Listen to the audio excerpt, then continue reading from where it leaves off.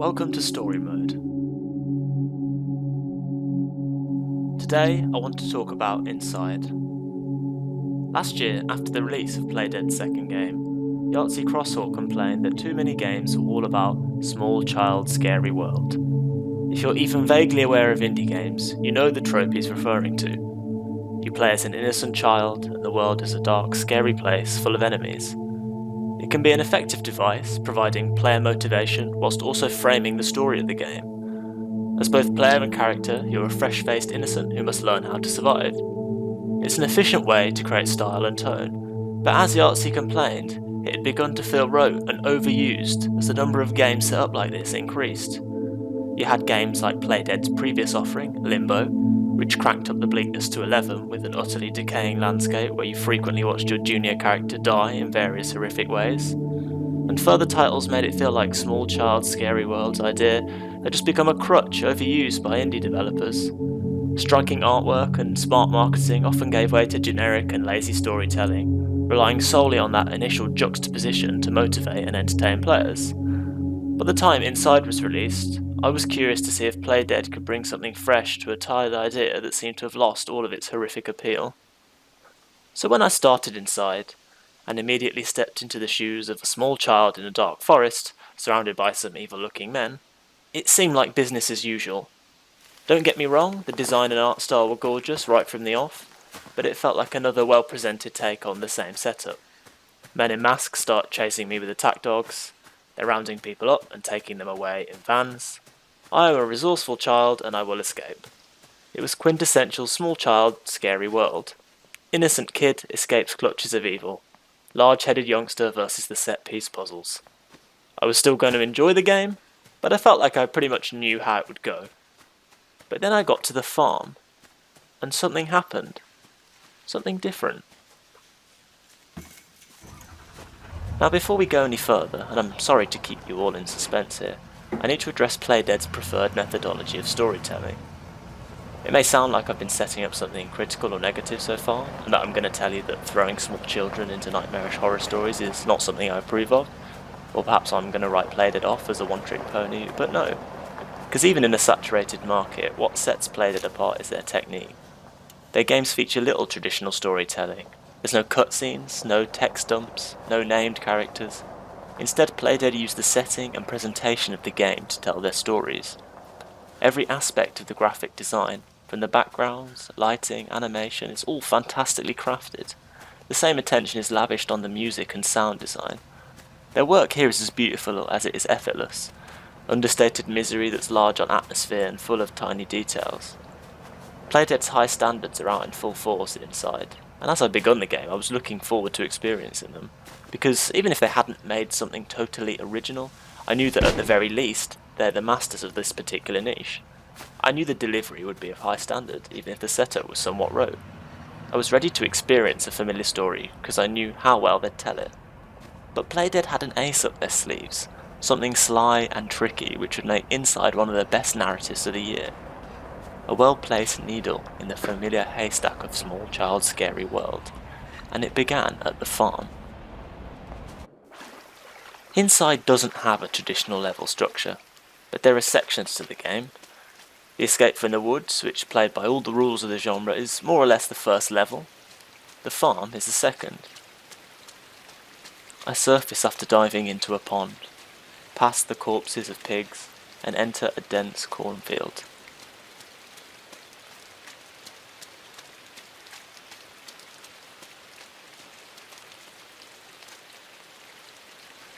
Surely something grim is waiting amongst the crops.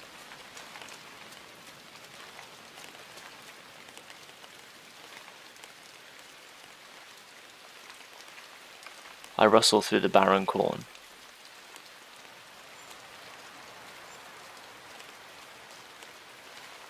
Suddenly there's a chirp, a tiny chime. A speck of yellow dances past me.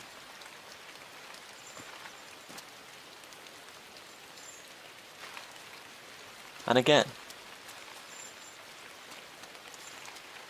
And more.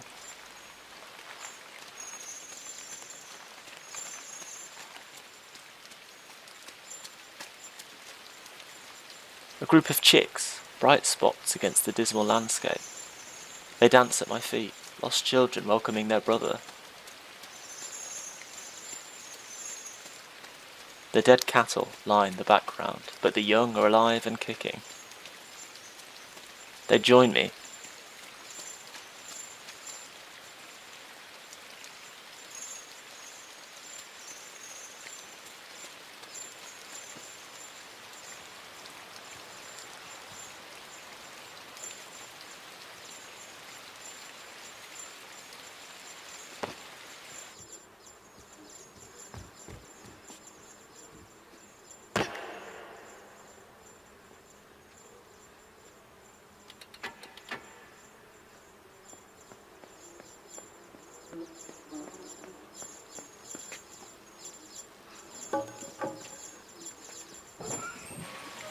I break them into the barn.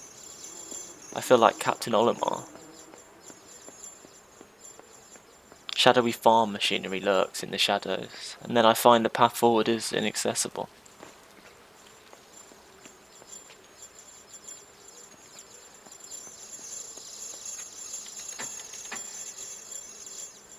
I experiment with a lever.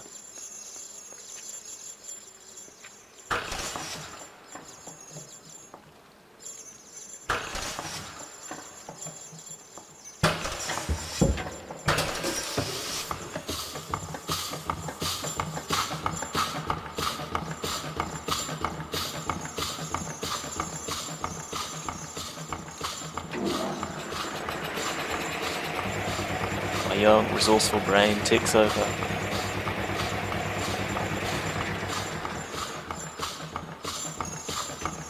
Then I realise, of course, what you have to do.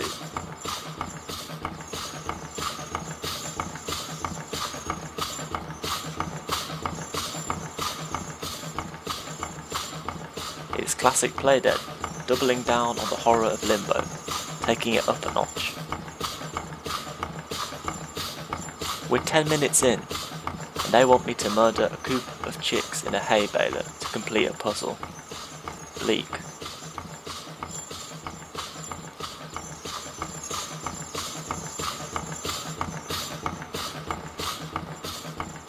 So I get on with it because that's the way to progress. I guide the little chicks into the baler, but they're actually fine.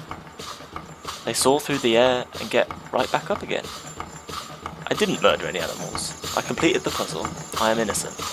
I can carry on. It's a tiny moment. At first it seems barely worth singling out. A puzzle wasn't as grisly as I thought it would be, big deal. But this little narrative beat sets up all the developments of Inside's gameplay and story to come. Shortly after leaving the chicks, you encounter a pig with a parasitic worm, who is out of control with distress.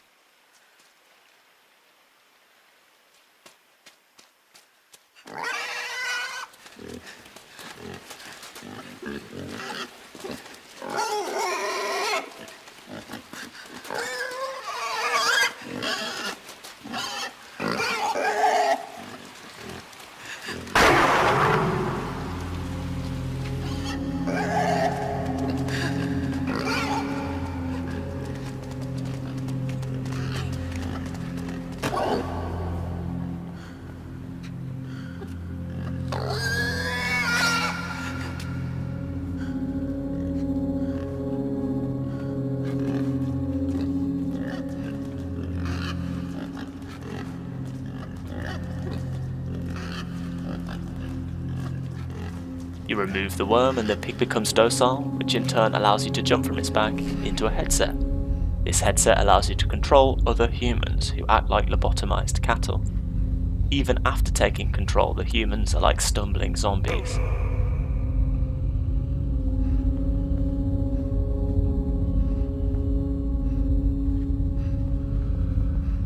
It takes all your work to get them in the right position to complete a puzzle. As the game continues, you control more humans, from the farmhands to construction workers and lab test subjects. You explore a facility where you have to blend in with the docile drone people. As you move deeper into the heart of this weirdness, there are more puzzles where you control groups of humans to progress.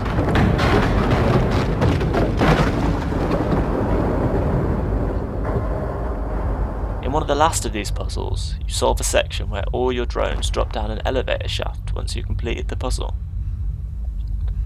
You carry on with the level, only to shortly find yourself down the shaft as well, to find all the people stood by, waiting, lost, without a guide, abandoned.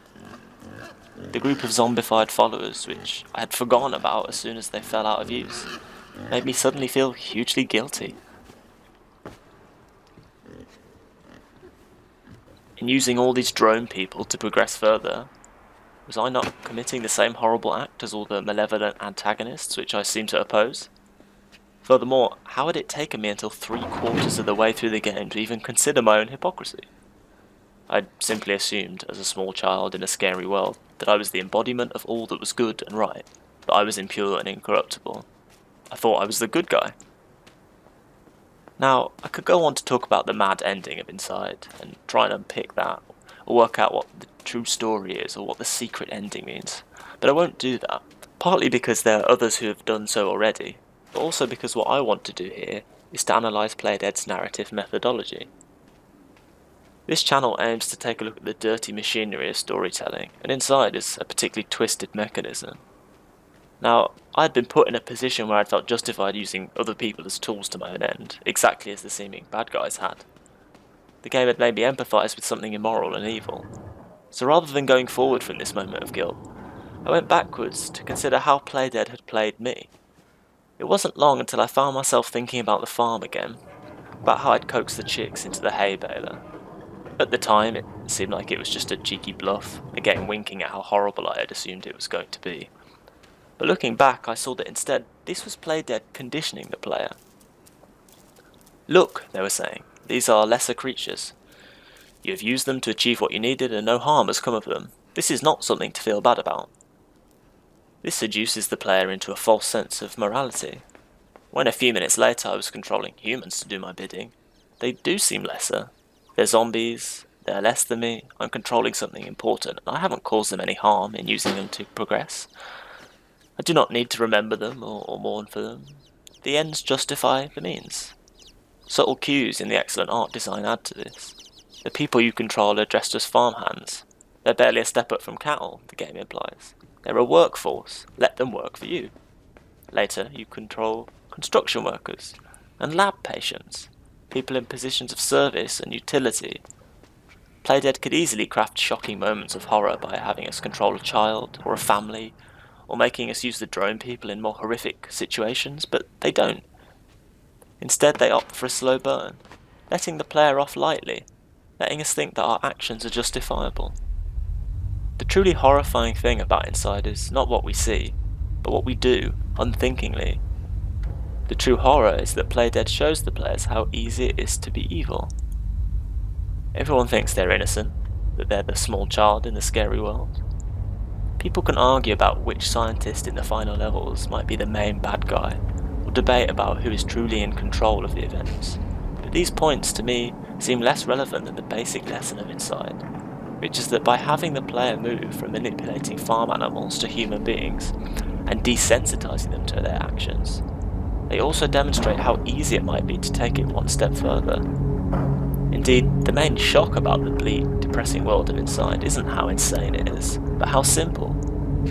Perhaps the world is not full of evil people, but just endless individuals, thinking they're doing the right thing. From men in masks just doing their job, to scientists trying to save humanity.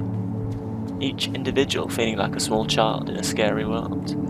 People justifying their actions means to an end. Doing unspeakable things to others who cannot speak back. Others who have been demoted in status to voiceless tools. All naive children who see themselves as morally just, as somehow separate, somehow better, thereby giving agency to evil horrors, creating an even scarier world. And maybe we're just the same, a simple part of this bleak system. We see ourselves as the main character, but this might be a grandiose illusion, because in the end, we are not so different. Inside. Thanks for watching this depressing breakdown of Inside's unique horrors. I love dissecting story, and if any of you shuffling zombies have any thoughts, do post them in the comments. Until next time, fellow evildoers.